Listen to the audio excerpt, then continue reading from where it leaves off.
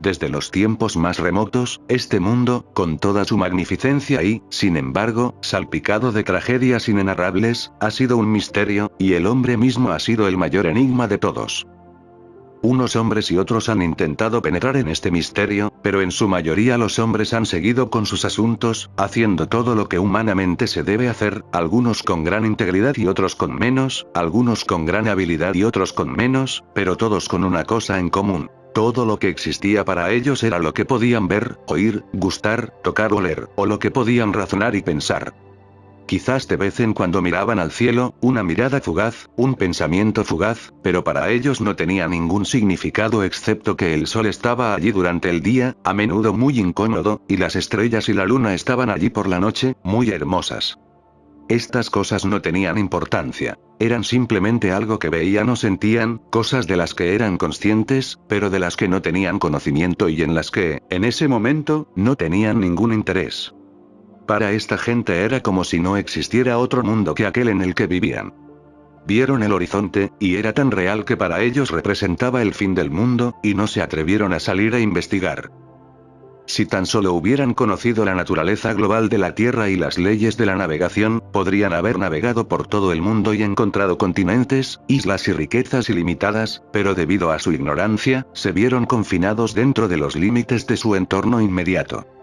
De manera similar, no está el mundo de hoy lleno de personas, educadas e ignorantes, que sin embargo no saben nada más allá de lo que ven, oyen, saborean, tocan, huelen o sienten. La raza humana, tal como la conocemos, está compuesta de hombres y mujeres que viven completamente aislados de la ayuda divina, del sustento divino y de la providencia divina. Desde los tiempos más antiguos hasta los tiempos modernos, el hombre no solo ha vivido con el sudor de su frente, sino que ha participado en luchas para alcanzar sus fines, ya sea en el caso de individuos o empresas bajo el nombre de competencia, o como naciones bajo el nombre de guerra.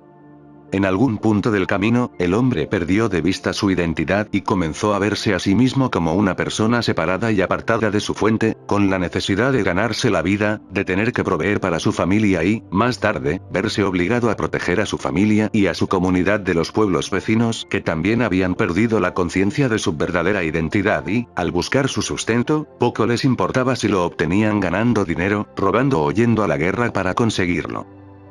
Así se desarrolló este mundo de seres humanos, cada uno de los cuales se ve a sí mismo como un individuo separado y apartado de los demás, con intereses propios y con la responsabilidad sobre sus hombros de proveer no solo para el presente sino también para el futuro. Sin embargo, incluso entre los pueblos primitivos, debe haber habido algunos que no estaban atados a la tierra, algunos capaces de elevarse por encima de su entorno, capaces de elevarse en conciencia y al menos comenzar a cuestionar las maravillas de este universo.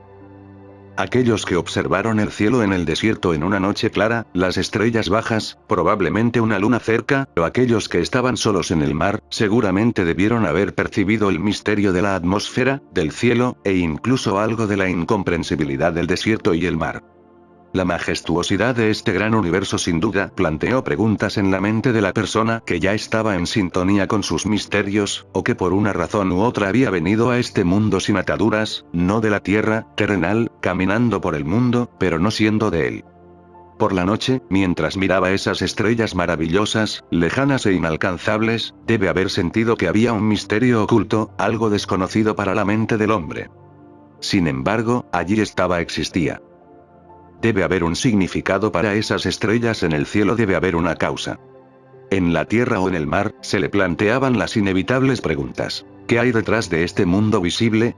¿Cómo llegó a existir este mundo? ¿Cómo llegué a existir yo? ¿Qué estoy haciendo en la tierra?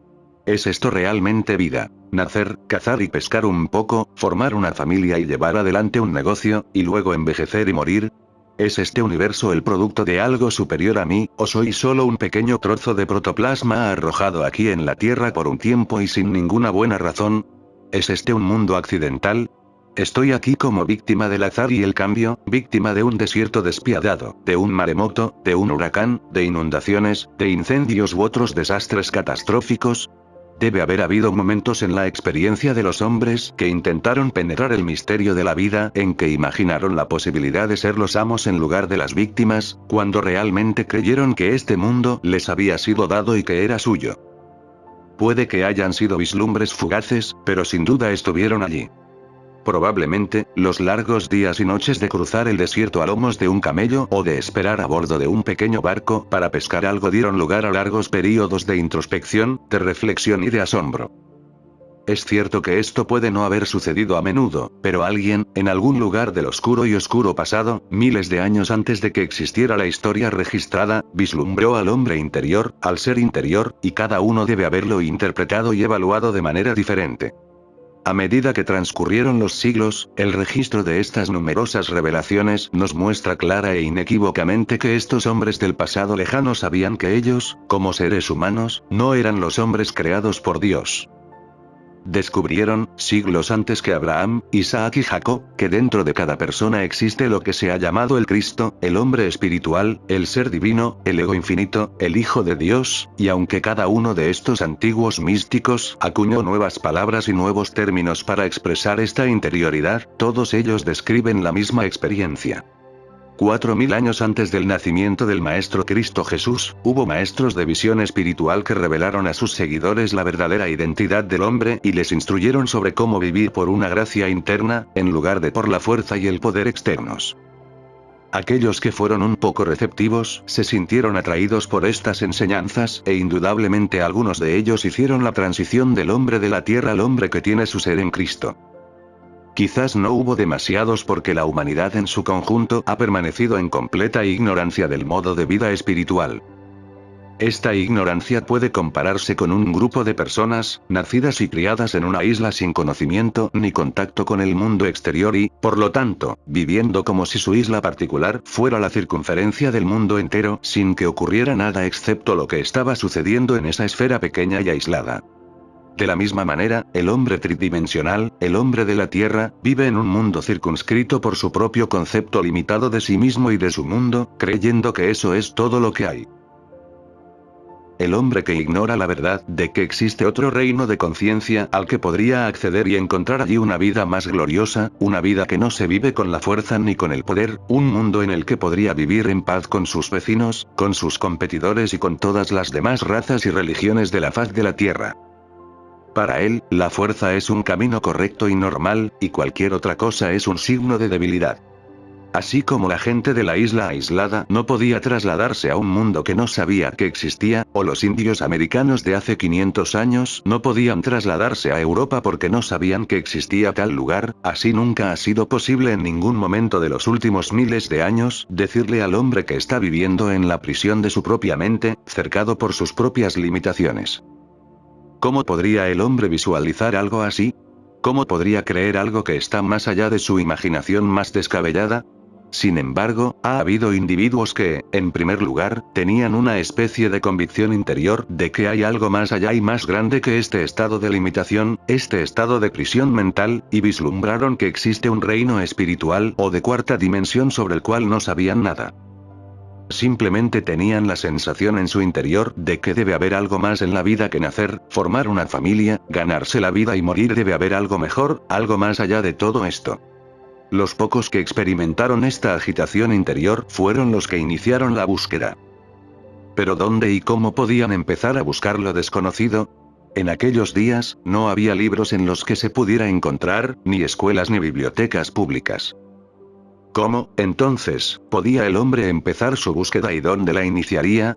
Solo podemos especular sobre lo que hizo, pero podemos estar casi seguros de que tuvo que empezar dentro de sí mismo. No había otro lugar al que recurrir.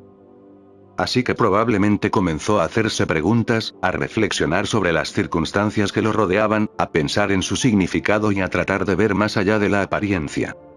Milagro de milagros, un día algo maravilloso podría suceder, y él conocería a otro hombre en el que sentiría algún sentido de parentesco y atracción, y pronto estos dos hombres estarían hablando entre sí, y entonces saldría a la luz que ambos estaban tratando de comprender el mismo misterio y romper el velo de la ilusión.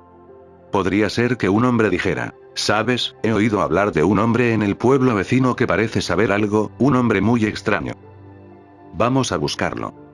Y se marchaban a buscar a ese extraño personaje en una comunidad vecina.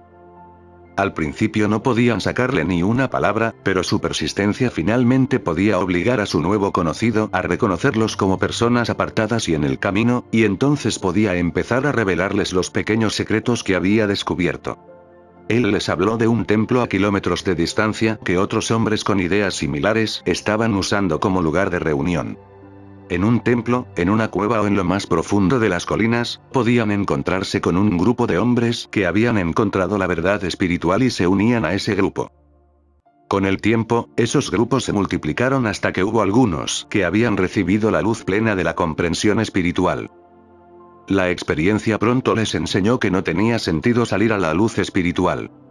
Carreteras y caminos para contar esto a otras personas, porque la mayoría de las personas viven dentro de sus propias mentes limitadas por su propia ignorancia, y son incapaces de visualizar nada más allá de su modo de vida actual, y por lo tanto no pueden aceptar ninguna enseñanza nueva.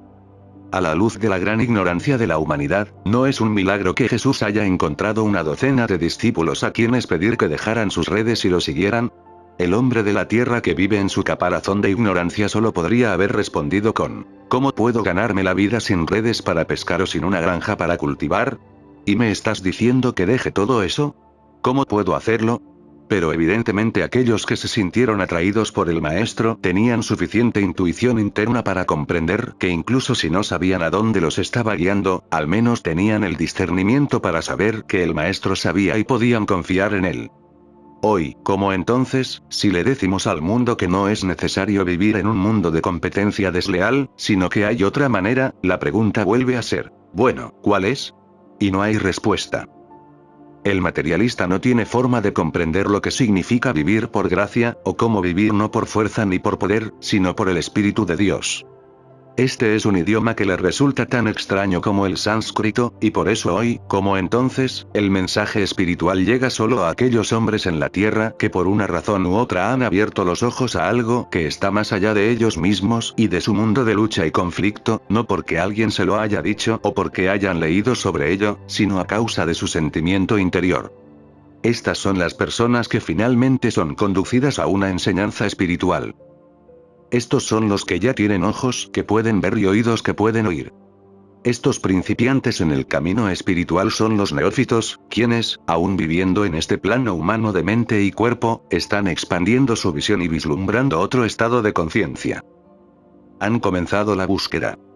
Para algunos, la búsqueda de la realidad última es una búsqueda muy larga y un camino indirecto con muchos pasos en falso. Pero al final, nada de esto es importante. Lo único que es importante es que la búsqueda se inicie y luego que los buscadores mantengan dentro de sí mismos un impulso suficiente para que, incluso si tienen que tomar el camino más largo y se encuentran con tropiezos y barreras, con desalientos y problemas, no se rindan, sino que siempre mantengan dentro de sí mismos la esperanza y la convicción de que hay una manera de alcanzar ese reino de lo real. Con esa convicción interior, paso a paso se desarrollarán, hasta que finalmente encuentren su hogar en Dios. Esto fue asegurado desde el principio de su viaje en el camino espiritual. La razón por la que no pudieron dar el paso de manera directa o rápida es que la meta es algo que, como seres humanos, no pueden concebir. No saben cómo llegar directamente a ella, y por lo tanto siguen cualquier pequeño sendero que se les abre y que promete llevarlos allí, y muy a menudo se encuentran entrando en un callejón sin salida, teniendo que volver sobre sus pasos y comenzar de nuevo. Si pudieran saber positivamente cuál es la meta, podrían alcanzarla más directa y rápidamente. Las cosas de Dios son tan absurdas para el hombre terrenal que, incluso si se le dijera cuál es la verdad, le parecería tan ridícula que no podría aceptarla, y por esta sola razón se dejaría llevar por toda clase de caminos secundarios, tratando de encontrar caminos que le parecieran más sensatos y razonables. Para el hombre cuyo aliento está en su nariz, el camino espiritual es absolutamente impráctico e irrazonable. Para este hombre de la tierra, todo lo que hay en el mundo se logra mediante actividades externas, y por eso, cuando empieza a buscar la verdad, tiende a seguir buscando en lo externo, en las montañas sagradas o en los templos sagrados, pensando encontrarla aquí o allá, aunque el maestro afirmó muy claramente que el reino de Dios no es ni helo aquí ni helo allí, porque he aquí que el reino de Dios está dentro de vosotros. Ese es un lenguaje sencillo, pero los seres humanos no pueden aceptarlo ni creerlo, y la razón por la que no lo creen es que no lo pueden entender. Es tan ajeno a su pensamiento que no lo registran como algo plausible o incluso como una posibilidad. Sin embargo, después de que una persona ha estado en el camino espiritual durante un período de tiempo suficientemente largo, eventualmente le llega a una revelación desde dentro de su propio ser, o es conducida a un maestro que puede revelarle la verdad, y probablemente cuando ha encontrado a este maestro, ha alcanzado una preparación que le permite asimilar la verdad que le ha de ser impartida. Los seres humanos son los no iluminados, nacen y crecen en la ignorancia de su verdadera identidad, en la ignorancia de ese algo que mora en ellos, y sin recibir instrucción del Maestro Divino. Esta es la raza humana tal como la conocemos, estas son las personas sobre las que leemos en los periódicos. Los que están en la prisión de la carencia, el pecado y la enfermedad, en la prisión de la esclavitud política y eclesiástica y de la ignorancia escolástica. Estos son los no iluminados, los atados a la tierra. Desde el principio de toda revelación se ha señalado que esto no tiene por qué ser así, que en cualquier momento podemos volvernos hacia nuestro interior y comenzar nuestro ascenso para salir de la tumba de nuestra oscuridad, de la prisión hacia la luz, de la ignorancia hacia la comprensión. El no iluminado puede convertirse en iluminado. El hombre que vive en la oscuridad puede convertirse en la luz del mundo. El hombre que vive en pecado, enfermedad y pobreza puede llegar a ser hijo de Dios, y por tanto heredero de Dios, coheredero de todo el cielo. Saber esto marca el comienzo de nuestro viaje espiritual, cuyo fin y propósito último es la iluminación. En la literatura mística, esta iluminación se denomina iniciación, o alcanzar esa mente que también estaba en Cristo Jesús. ¿Qué diferencia hay en cómo se expresa esto?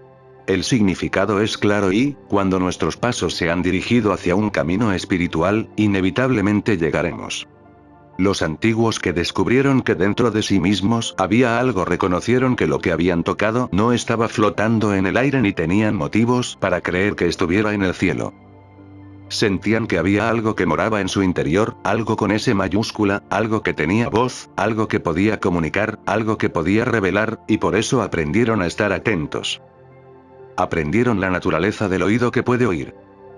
Se comunicaron con su interior y, cuando llegó la respuesta, supieron que desde algún pozo profundo dentro de ellos, desde alguna profundidad del interior, se estaban dando perlas de sabiduría. Así fue que uno o más de estos antiguos declararon, y más tarde escribieron, que hay una presencia que mora en el interior, que hay un Cristo, o Hijo de Dios, dentro de ellos, pero eran lo suficientemente sabios para darse cuenta de que esto era en realidad solo otra dimensión de ellos mismos. No era otra persona la que los ocupaba. Era un ser más profundo, más rico, y gradualmente aprendieron a comunicarse con este ser interior, divino, espiritual. Aprendieron a recibir instrucción, y la instrucción que recibieron se convirtió en la base de las enseñanzas religiosas de las grandes escuelas de misterio y sabiduría de la India, el Tíbet, Egipto y, más tarde, de Grecia, Roma y las Tierras Santas.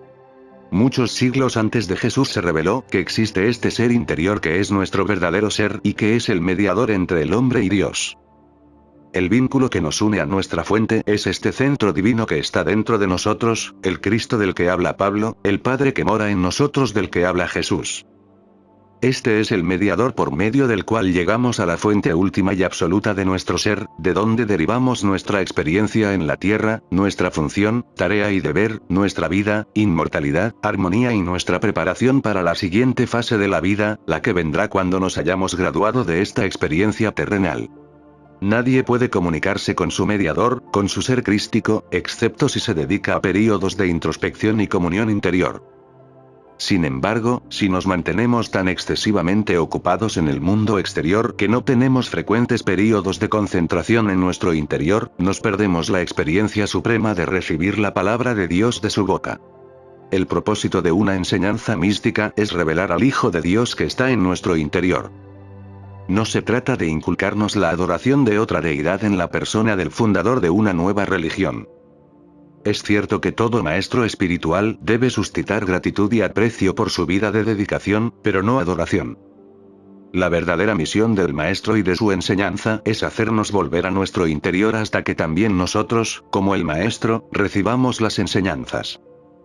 Cuando esto comienza en nuestra experiencia, la Tierra se derrite, los problemas desaparecen, las experiencias discordantes de la Tierra se resuelven y se disuelven, no por ninguna sabiduría que tengamos, no por lo que hemos aprendido en los libros, sino por el trueno de ese silencio que está dentro de nosotros. No necesitamos oír una voz audible, podemos hacerlo, pero no es necesario. No necesitamos ver visiones, podemos hacerlo, pero no es importante. Lo que es necesario e importante es que entremos en el santuario, este templo de Dios que somos y en el que mora la presencia de Dios.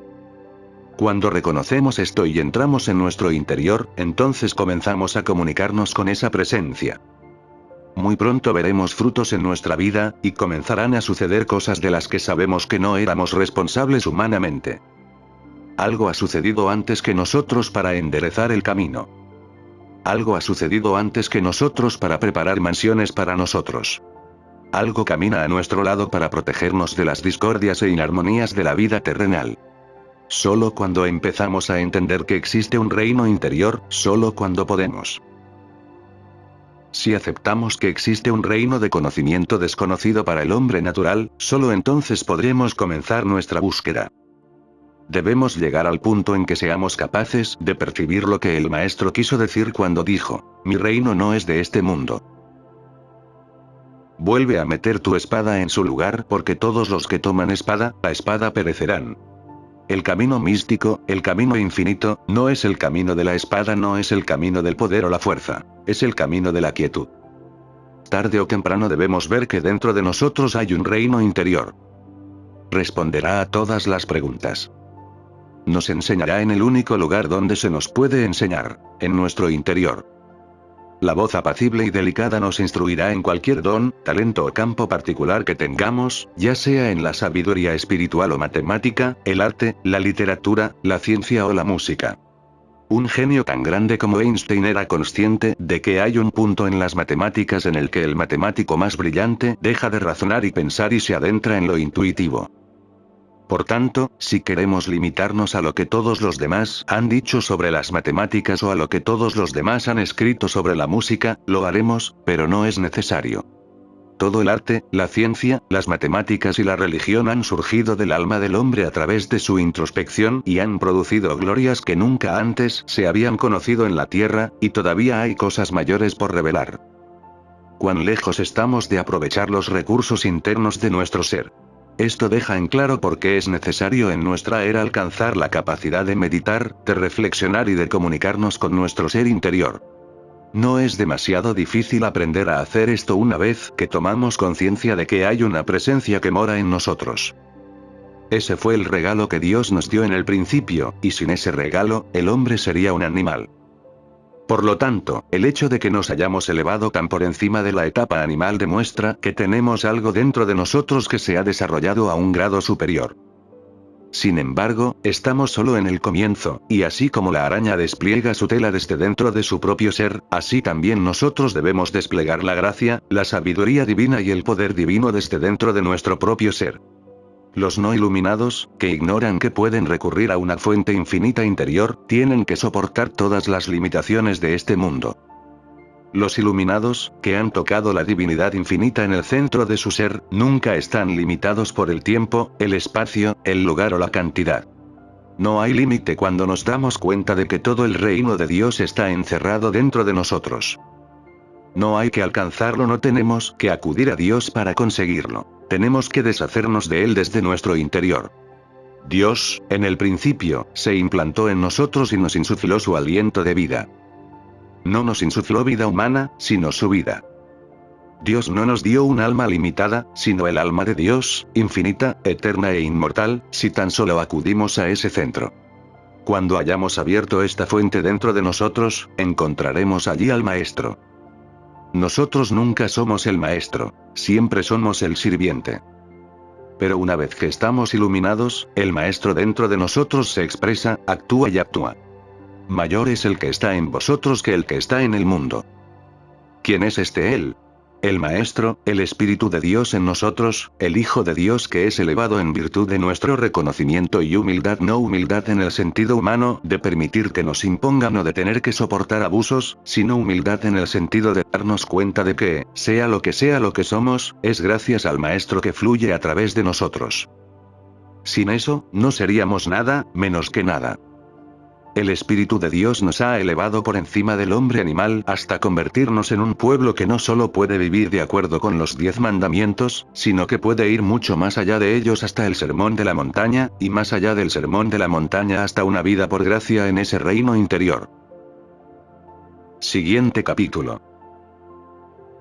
El viaje interior. La persona que es una con Dios es simplemente la transparencia a través de la cual Dios vive su vida. No tiene vida propia, ni mente propia, ni siquiera cuerpo propio. Su cuerpo es el templo de Dios, y su mente es el instrumento de Dios, la mente que también estaba en Cristo Jesús. Esa mente solo se puede alcanzar en silencio, no con palabras ni pensamientos, aunque las palabras y los pensamientos pueden usarse como un paso preliminar en lo que conocemos como meditación, que desempeña un papel de vital importancia en el desarrollo de nuestra vida espiritual. Sin la práctica de la meditación, una enseñanza espiritual, ya sea que se lleve a cabo bajo la guía de un maestro personal o mediante el estudio de libros, se reduce a un ejercicio puramente mental.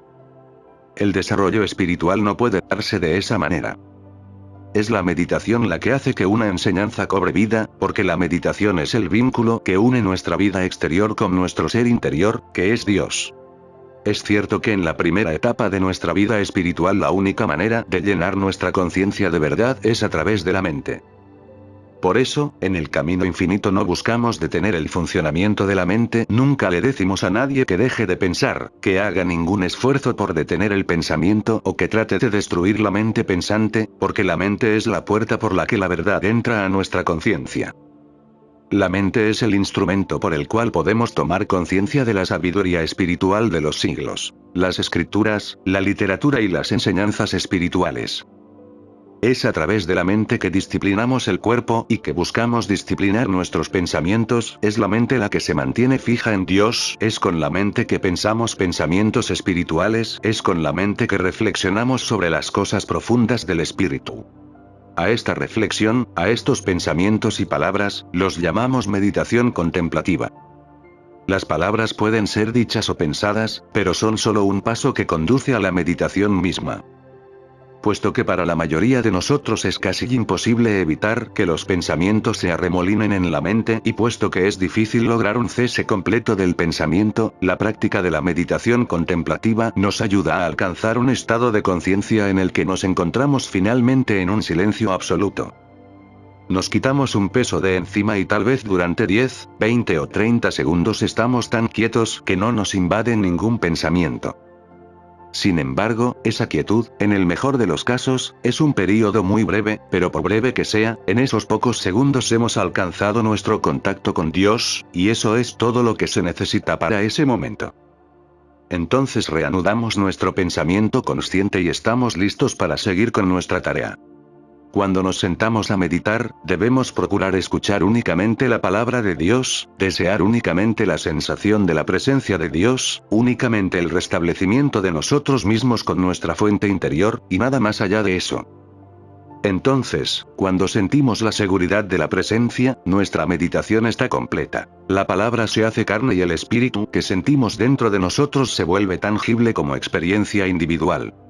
Es cuando creemos saber qué cosas necesitamos que cometemos nuestro mayor error porque medimos nuestras necesidades en términos de nuestra experiencia previa o presente, y vemos la vida como una continuación de nuestro pasado, lo mismo. En la actualidad, la vida es monótona y aburrida, salvo que, posiblemente, se añada un poco más de salud o dinero mientras que, cuando el Espíritu de Dios se hace cargo de nuestra conciencia, se realiza a su propio nivel. Esa realización puede llevarnos a un nuevo país o a una nueva actividad, comercial, artística, profesional o social, porque no tenemos forma humana de conocer la voluntad de Dios, como tampoco conocemos sus caminos. Pero la voluntad de Dios puede obrar a través de nosotros si nos entregamos y nos damos cuenta de que, tu gracia es mi suficiencia en todas las cosas. No me preocupa la forma en que esa gracia debería aparecer, no me preocupa cómo debería obrar tu voluntad en mí, ni tus caminos. Busco únicamente tu gracia.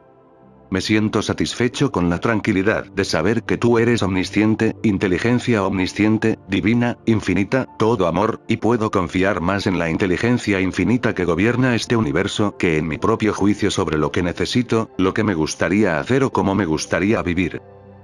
Ciertamente, puedo confiar más en el cuidado del amor divino que en mi propio sentido finito del amor, que no es ni siquiera un grano de arena en comparación con la naturaleza de ese amor que es Dios. En cada meditación debe haber una entrega de nosotros mismos al Espíritu que está en nuestro interior, junto con la comprensión de que la gracia de Dios es nuestra suficiencia y que estamos en meditación con el propósito expreso de recibir el consuelo de su presencia. Nada más grande puede llegar a nosotros que la voz tranquila y apacible de la seguridad, porque entonces sabemos que todo el infinito se está derramando para nosotros, toda la omnipotencia, y en eso no puede haber poder aparte de Dios. Una vez que conocemos la naturaleza de Dios, aunque sea en cierta medida, la duda y el miedo rara vez entran en nuestra conciencia, porque conocer la naturaleza de Dios significa realizar la omnipresencia. Dios, aquí donde estamos, la nada, el ahora. Sabiéndolo, nos relajamos en ello, y no tenemos nada más que hacer que dejar que haya luz. Dejar que haya luz en nuestra vida, dejar que haya amor, dejar que haya salud, fuerza y abundancia, simplemente dejar que haya. No tratamos de que así sea porque, al comprender la naturaleza de Dios, sabemos que es la voluntad de Dios proporcionar todo lo bueno. Mi método habitual para entrar en meditación contemplativa es abrir mis oídos por un segundo para escuchar un tema que me darán, y si no me viene pronto, entonces tomo la palabra Dios. En mi primera meditación, temprano por la mañana, antes de levantarme de la cama, intento alinearme con la presencia y el poder de Dios para que mi día sea gobernado por Dios, y no por el hombre. Un día de plenitud espiritual, no uno lleno de accidentes, limitaciones, errores y juicios humanos. Y así, la parte contemplativa de la meditación podría seguir un patrón como el siguiente. Este es el día que hizo el Señor. Dios hizo que hoy brille el sol, dándonos su luz y su calor. Dios ha provisto la lluvia y la nieve en sus estaciones debidas. Dios ha regulado la entrada y salida de las mareas. Dios ha provisto períodos para la siembra y la cosecha, para la actividad y para el descanso. Dios gobierna este mundo con infinita sabiduría, inteligencia y paciencia. Este día soy gobernado por Dios. Dios es la inteligencia que dirige la actividad de mi día, la voz apacible y delicada que me protege y me sostiene. Esta es mi oración. Que Dios me gobierne, que nunca me olvide de buscar a Dios en cada momento del día. Ruego que nunca me olvide de agradecer a Dios por mi pan de cada día, que nunca me olvide de reconocer a Dios como la fuente de todo y que nunca me olvide de la ilimitada abundancia de provisión que Dios expresa a través de mí a todos aquellos que se acercan a mi conciencia. La gracia de Dios está conmigo durante todo este día, y su presencia va delante de mí y camina a mi lado. En esta presencia hay armonía y plenitud porque donde está el Espíritu del Señor, hay libertad de toda limitación. Entonces, habiéndome establecido en esta meditación de palabras y pensamientos, ahora puedo entrar en la verdadera meditación o comunión en la que invito a Dios. Habla, Señor, que tu siervo escucha. Hágase tu voluntad, no la mía. Después de un breve período de escucha, de comunión interior, quietud y paz, la conciencia de la presencia está conmigo. Y ahora soy libre para continuar con mi trabajo del día. Sin embargo, el estrés del día y el hipnotismo de la animosidad, los celos y la intriga del mundo tienden a entrar en mi conciencia así como en la suya, y con ellos vienen momentos perturbadores, por lo que debe haber otro período de meditación contemplativa, y esta vez puede tomar una forma diferente. Mi paz os doy es la promesa del Maestro, no como la da el mundo, no la paz que viene de un bolsillo lleno de dinero o de un banco lleno de bonos, no la paz que viene simplemente de un cuerpo sano, sino mi paz, la paz espiritual, la paz que sobrepasa a todo entendimiento.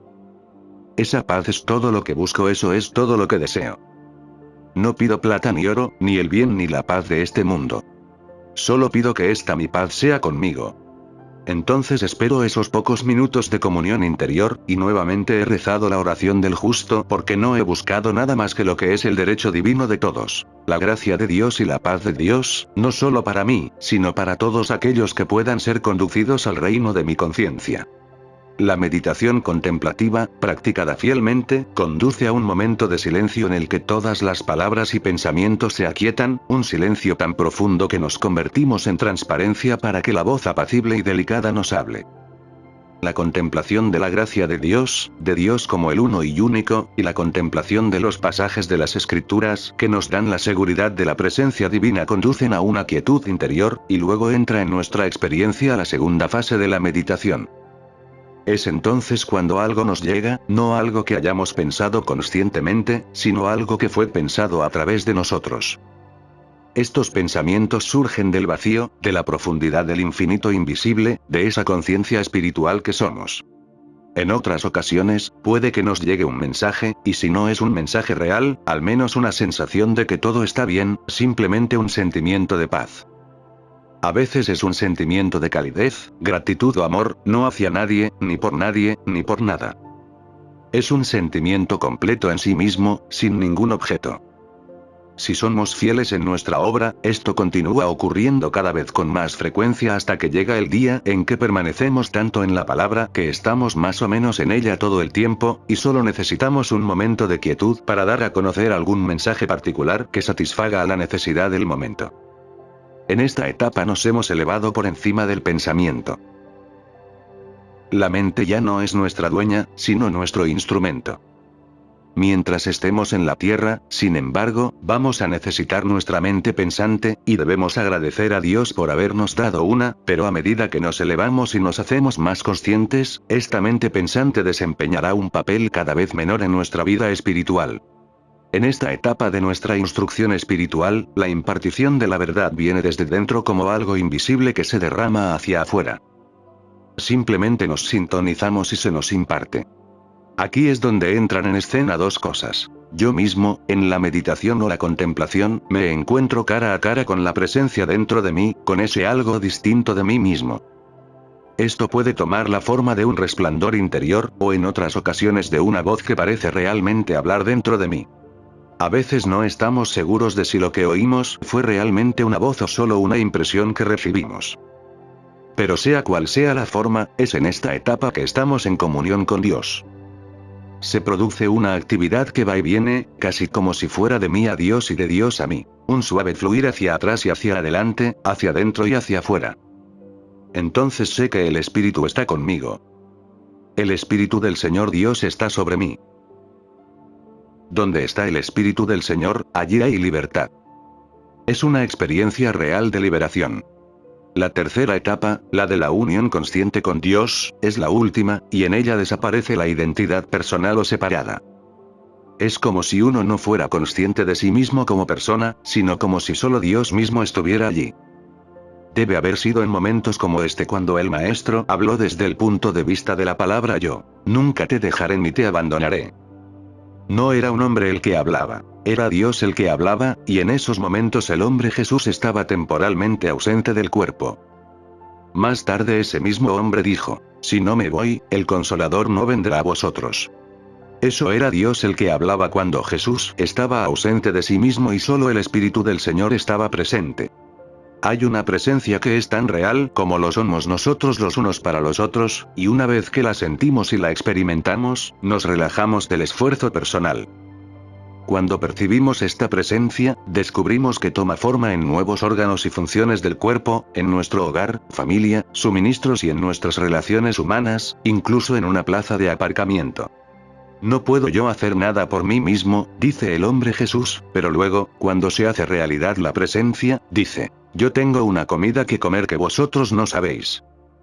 Más tarde viene la tercera etapa, cuando Dios habla como ser individual. Yo soy el camino, la verdad y la vida. Este es el Verbo hecho carne, Dios encarnado caminando sobre esta tierra, y ese es, en última instancia, el destino de cada individuo. Hay un vuelco, y un vuelco, y un vuelco, en la conciencia individual hasta que venga aquel cuyo es el derecho, que es Dios. Habrá un vuelco en nuestra conciencia, y nos parecerá una guerra entre la carne y el espíritu, una guerra entre la enfermedad y la salud, entre la carencia y la abundancia, y finalmente entre los dos yoes. El yo que somos como persona y el yo que es Dios. Y, el ser humano muere con tanta fuerza. quiere perpetuarse. Quiere ser algo, hacer algo, saber algo. Así, la guerra continúa hasta que finalmente ese ser humano es sacudido tan profundamente que despierta al hecho de que por sí mismo no es nada, pero que el yo que es Dios es todo. Entonces la meditación llega a su fase final. Cuando en esta nada del individuo el Padre habla, toma posesión, sana, redime e instruye, entonces el Padre vive esa vida. Finalmente, cada uno de nosotros llegará al estado de conciencia de Pablo, al comprender: vivo yo, pero no yo, sino Cristo, el Hijo de Dios, el Espíritu mismo y la presencia de Dios, vive mi vida. Entonces, y solo entonces, estaremos en un estado de humildad que no tiene en sí un solo rastro de virtud, sino solo la comprensión de la verdad de que no somos nada, de que no podemos hacer nada ni ser nada por nosotros mismos. Es cierto que esto puede traer consigo una sensación de vacío, pero curiosamente, junto con esa sensación de vacío, surge una sensación de plenitud y perfección. Sin embargo, esto no se da en un sentido personal, no es ese sentido egoísta que afirma soy espiritual, soy perfecto o soy completo. Es más bien una sensación de no tener cualidades propias y, sin embargo, sentir esta presencia trascendental y verla vivir nuestra vida. Una vez que nos unimos a nuestra fuente, descubrimos que nuestra vida es realmente la vida de la corriente de vida, la vida de la fuente de vida que ahora fluye como nuestra vida. Estamos siendo alimentados por la corriente, por las aguas que caen de las nubes de arriba, por una fuente más grande que nosotros que ahora fluye como nuestra vida. Conocer esta verdad es una actividad liberadora. Ya no nos sentimos aislados y solos, ni dependientes solo de nosotros mismos. Estamos unidos a la corriente de la vida, ya no estamos limitados por nuestra propia sabiduría, fuerza o longevidad, por nuestra educación, nuestro estatus social o económico. Ahora tenemos acceso al infinito. Sabiduría infinita, amor infinito, vida infinita, la fuente infinita de todo bien. Ya no estamos limitados a nuestro entorno inmediato, a una isla o a un continente, y ni siquiera limitados a un planeta entero. No hay limitación excepto la que el hombre se impone al creer que lo que ve de este mundo es todo lo que hay en él, o que lo que ve en el espejo es todo lo que hay en él. Lo que percibe con sus sentidos es una parte de él, pero ciertamente no la totalidad de su ser, así como su dedo meñique es una parte de su mano, pero no la totalidad de ella. Cuando alcanzamos este contacto con nuestra fuente, también nos hemos puesto en contacto con la fuente de la vida de cada persona y ahora somos uno con toda la vida espiritual. La misma vida que fluye en cada uno de nosotros fluye en todos nosotros porque hay solo una corriente de vida, solo una fuente de vida, una fuerza creativa en la vida. Ya sea que esa vida espiritual se manifieste como un ser humano, como una forma animal, vegetal o mineral, ahora somos uno con ella a través del acto de meditación que nos ha unido con la corriente dentro de nosotros, y somos uno con la corriente que estaba en Cristo Jesús. La mente que estaba en Cristo Jesús es vuestra mente y mi mente, y cuando hemos traspasado este exterior humano de la mente y, mediante la meditación, hemos entrado en contacto con la fuente, somos entonces uno con la mente espiritual del universo, que es la mente de Buda, de Jesús, de Lao Tse y la mente de todo santo y vidente espiritual. Nos hemos vuelto uno con ella cuando nos hemos vuelto uno con la fuente de nuestra propia vida. El espíritu que fluye a través de nosotros ahora fluye conscientemente a través de todos aquellos que se están sintonizando con él, aquellos que pueden estar orando en iglesias ortodoxas o aquellos que pueden estar orando oraciones paganas. Somos una bendición para todos ellos porque, independientemente de su forma de adoración y aunque tal vez no lo sepan, son volviéndose hacia algo más allá de lo humano, y al volverse hacia ese algo, se están volviendo hacia Cristo, y todos los que se acercan al Espíritu de cualquier manera son bendecidos. A menudo, las personas que se encuentran en las últimas etapas de una enfermedad y que tal vez no sean religiosas o que ni siquiera hayan pensado en sí mismas en términos espirituales, recurren a Dios en su estado extremo y reciben sanación. Los médicos informan que muchas veces los pacientes han tenido curaciones repentinas sin ninguna razón conocida, pero esto tal vez se debió a que dentro de ellos había un acercamiento a Dios, y probablemente se sintonizaron y establecieron contacto con alguien en el acto de meditación, y así su oración fue respondida. Mientras logremos establecer contacto con nuestra fuente, cualquier persona, en cualquier parte del mundo, que se esté dirigiendo a algo más grande que él mismo, que se esté sintonizando con Dios en cualquier nivel, un concepto falso o correcto de Dios, puede beneficiarse de nuestra meditación. Cuando estamos llenos del Espíritu, entonces todo aquel que está en sintonía con Él recibe esa gracia, cada uno de acuerdo con su necesidad en ese momento. Uno recibe la gracia de Dios en una sanación física o mental, otro en una sanación moral o financiera, y otro más en una mayor alegría en su hogar. El grado de dedicación de nuestras vidas individuales y la pureza de nuestra conciencia y motivos tienen un efecto en las vidas de todos los que entran en contacto con nosotros. Nuestra unidad consciente individual con Dios se convierte en una bendición para todos aquellos que son receptivos. Cada vez que Dios es liberado en este mundo a través de nosotros, tiene la oportunidad de salir al mundo y neutralizar algunas de las influencias carnales en el gobierno, los tribunales, los negocios y la industria, incluso en las artes y las profesiones. Cada vez que meditamos, y meditamos solo para alcanzar esta conciencia, paz, quédate quieto, estamos al mismo tiempo disminuyendo las influencias malignas y egoístas del mundo. El grado en que el mal parece disminuir puede ser de proporciones ínfimas, probablemente lo sea, pero una vez que el espíritu se libera, no hay límites a sus efectos de largo alcance porque no existe tal cosa como un poco de espíritu o un poco de poder en este espíritu. El espíritu mismo es infinito, y es tan infinito a través de uno como a través de 1.000.000. Esto se prueba en las vidas de los grandes místicos. El Espíritu de Dios en Jesucristo se convirtió en la liberación para todo un mundo cristiano. El Espíritu en Gautama el Buda se convirtió en la luz y la iluminación para toda la India, China y Japón durante un largo periodo de tiempo. No podemos medir el efecto del espíritu, incluso cuando el espíritu encuentra entrada a este mundo a través de, o como, la conciencia de un individuo. Lo máximo de la vida espiritual es vivir tan completamente en sintonía con la fuente, Dios en medio de nosotros, que la influencia de Dios que fluye a través de nosotros fluya y sea una ley de bien para todos los que entren dentro del alcance de nuestra conciencia, elevándolos así y aumentando su deseo por lo espiritual.